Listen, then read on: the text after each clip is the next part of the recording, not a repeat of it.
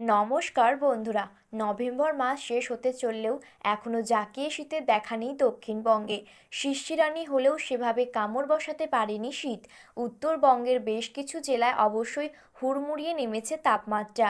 ওদিকে বঙ্গোপসাগরে রয়েছে নিম্নচাপ।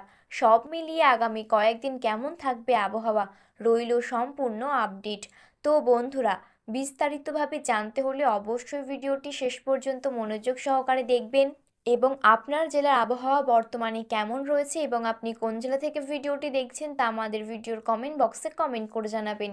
আর আপনি যদি চ্যানেলটিতে নতুন দর্শক হয়ে থাকেন তাহলে চ্যানেলটি সাবস্ক্রাইব করে পাশে থাকা বেল বাটনটি অল করে রেখে দেবেন পরবর্তী ভিডিওগুলো সবার আগে দেখার জন্য। তাহলে চলুন বন্ধুরা, আজকের ভিডিওটি শুরু করা যাক।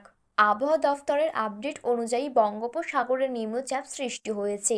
আজ 25শে নভেম্বর সোমবার নিম্নচাপটি পশ্চিম ও উত্তর পশ্চিম দিকে অগ্রসর হয়ে দক্ষিণ পশ্চিম বঙ্গোপসাগরে অতি গভীর নিম্নচাপের রূপ নিতে পারে। তারপর তার শক্তি বাড়িয়ে শ্রীলঙ্কা ও তামিলনাড়ুর উপকূলের দিকে অগ্রসর হওয়ার সম্ভাবনা।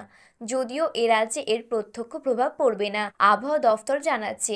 আপাতত সামগ্রিকভাবে রাজ্য জুড়ে কয়েকদিন শুষ্ক আবহাওয়া বিরাজ করবে। নভেম্বরে হাড় কাঁপানো শীত নয়, থাকবে মনোরম আবহাওয়া। জাঁকিয়ে শীত পড়তে এখনও বেশ কিছুটা দেরি। দক্ষিণবঙ্গের জেলাগুলিতে আপাতত তাপমাত্রার খুব একটা হেরফের হবে না। আগামী 3-4 দিনের মধ্যেই নতুন করে তাপমাত্রা নামার সম্ভাবনা বেশ কম রয়েছে কলকাতা সহ দক্ষিণবঙ্গে।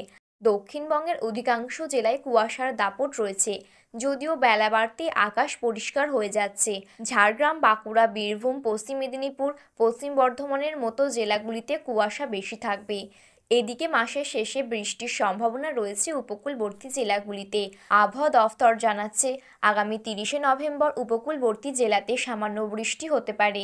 আর তার আগে দক্ষিণবঙ্গের জেলাগুলিতে আকাশ পরিষ্কার থাকবে, কোথাও কোথাও আকাশ আংশিক মেঘলা থাকতে পারে। 30শে নভেম্বরের আগে বৃষ্টির সম্ভাবনা নেই। উত্তরবঙ্গের পার্বত্য জেলা দার্জিলিং ও কালিম্পংয়ে হাড় কাঁপানো ঠান্ডা রয়েছে। সমতলের জেলাগুলিতে এখনও অতটাও শীত পড়েনি, তবে দার্জিলিং, দিনাজপুর, জলপাইগুড়ি এবং কোচবিহার জেলায় কিছু অংশে কুয়াশার দাপট রয়েছে সকালে ও রাতের দিকে। তো বন্ধুরা, এই ছিল আজকের আবহাওয়ার গুরুত্বপূর্ণ আপডেট। ভিডিওটি ভালো লাগলে একটি লাইক করবেন এবং আপনি যদি চ্যানেলটিতে নতুন দর্শক হয়ে থাকেন তাহলে চ্যানেলটি সাবস্ক্রাইব করে পাশে থাকা বেল বাটনটি অল করে রেখে দেবেন।